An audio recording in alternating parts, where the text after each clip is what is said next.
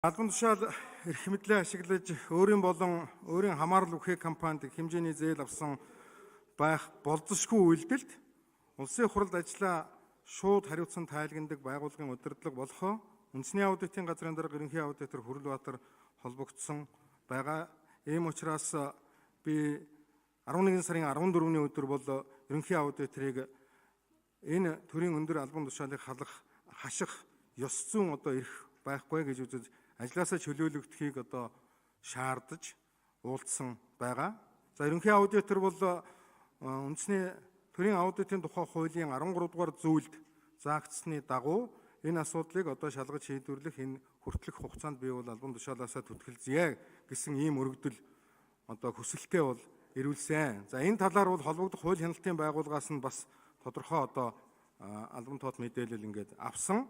За ингээд төрийн аудитын тухай хуулийн 13 дугаар зүйлийн 13-ын 3 дахь хэсэгт Монгол Улсын ерөнхий аудитор гэмт хэрэгт сэжиглэгдсэн бол шүүхийн шийдвэр гарах хүртэл улсын хурал албан тушаалаас нь түтгэлзүүлэх ба гэмт хэрэг үйлдэл нь нотлогдож шүүхийн шийтгэх